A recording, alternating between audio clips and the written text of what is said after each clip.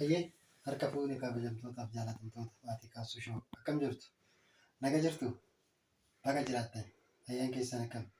Nageenyi keessan badhaadha. Nutis nagaa jirra isinis baga nagaa fayyaa taatan. Baga yeroo isaa kanas nagaadhaan eegdan isin jira. Akkam jirtu? Nooruu jenne Noora.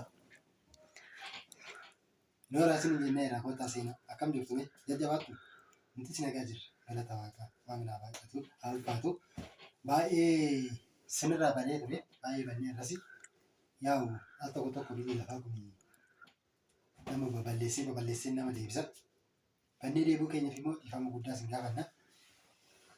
Maaliif sababuma gara garaatti fi dhimma gara garaatiif kafanne yeroo tokko tokko hojiidhaa fi yeroo tokko tokko immoo jireenyuma hawaasummaatiif jechuudha.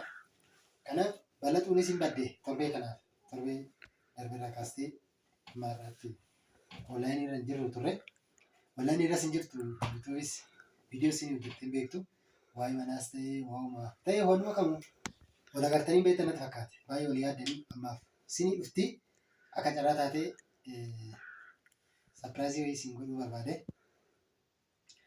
Sarpiraayizii isin godhuu barbaades yeroo baay'ee dubartiin al tokko tokko odoo hin yaadin wanni hin yaadne wanni waan yaade ta'a. Bal'atuun akka dadhabuu taate yookaan immoo akka garaadhaa waa qabdu namoonni beektan jirtu laata? Hin jirtan natti fakkaate miti. Sarpiraayizii isin godha jechuudhaani bal'atuun teessee jirti. Da'uun ishii immoo ana baay'ee na gammachiise. Maaliif isinitti hin dubbanne? Beebii shaaworii yeroo tokko kan hojjennes isineetuma namutti hin dubbanne. Beebii shaaworii san immoo gaaf tokko viidiyoo hojjenne san isinii galakkisuun keenya oolu. Ammaa fi haadha intalaa taateef jechuudha. Inni hangafaa ilma ture. Inni lammataa immoo tartiibaan deemne inneetuma yaadne ati ilma tokko egaa argatteenis intala argachuun qabatteeti. Intala takka fidattee jirti jechuudha. Kanaaf gammannee irraa baga gammaddanii jechuu barbaadetanii. Kanaaf immoo kennaa waaqaati ilmooni. Kennaa waaqaa kana immoo tamasgeen jedhanii fudhatanii ture. Kanaaf kan dhabee ba'u baay'eetu jira waan ta'eef ilmoon kennaa waaqaati. Waaqayyo namaa kenna. Kanaaf dachaa darabaa namaa kenna jechuudha. Keessaayyuu immoo intalli shamarraa yoo dhuftu waan baay'ee fiddee dhufti. Waan baay'ee qabattee dhufti jechuudha. Carraan dubartii kun guddaadha. Yeroo tokko tokko yaada biyya lafaa irratti erga buute qormaata gara garaa keessa seenti malee gaafa dhuftu gaafa dhalattu waan baay'ee fiddee dhufti jechuudha. Amma daa'imni dhuftu nuufi akka keenyatti waan baay'ee nu fiddee dhufti. Fakkeenyaaf duruma eegumashiin monteerra waan baay'ee nu ta'e waaqayyo guddaadha. Ammas isa galateeffanna. Kanaaf immoo isinillee nus gammannee jirra. Isinis baga gammaddanii isinii jechuudhaa fi maalan sinoo baasa seetanii juusii moo ispiraayitii dhugdu? Kunni hin beektu bulluqa mootummiitti midhaan eeggassan isa warra dubartootaa beektan waan ta'eef kunniinis waan dhugamuudha jechuudha. Kanaaf baay'ee gammadee dhugaa waaqayyo baay'ee gammannee tokkoffaa daa'ima lama godhachuudha. Inni lammataa immoo shamara argachuudha. Intala dubartii intala baay'ee hawwaa turre baay'ee hawwitee bal'atuun jalqaba duraa hangafaayyuu intala odinaa kennee gaafa kan lammataa irratti buna naa danfisti hojii naa hojjetti waan akkasii yaadaa turte. Karoorri bal'atu afur da'uudha. Ani immoo afurii miti afurii eegatee egaa darzana guutuu wayii dheetumanii waliin haasaa jirra mari'achaa jirra isasii.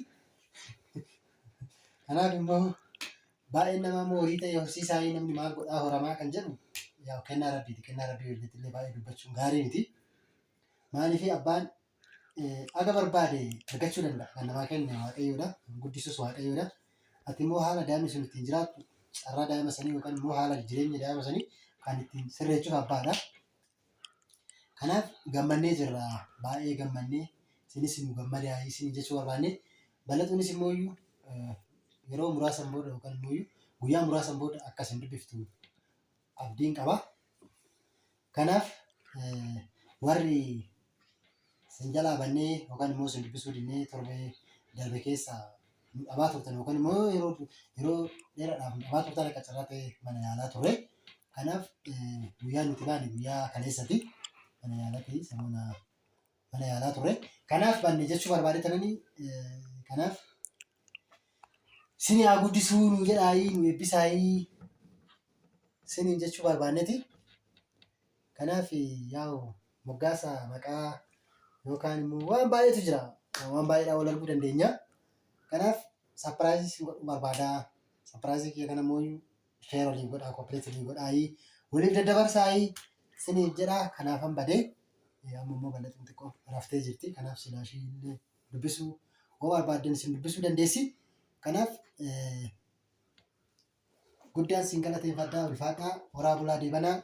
Garuu immoo san dursa isa kan waan biraa qaba isin biraan ga'uu kan hin dandeenye wanni guddoon namoonni baay'een yookaan immoo amma sa'aatii kanatti marqaan hojjetamee isin bira ga'uu hin danda'u. Yookaan immoo aximiitiin hojjetamee isin bira ga'uu hin danda'u. Fakkeenyaaf hundi keessan suuqii deemta waan ta'eef kana tokkoof gimmaasha waan ta'eef tokko isin gaabbazeera. Warri viidiyoo kana sheer gootan kunoo sagalee isinii kennitee itti daa'imni gosa ballee ta'e jechuudha.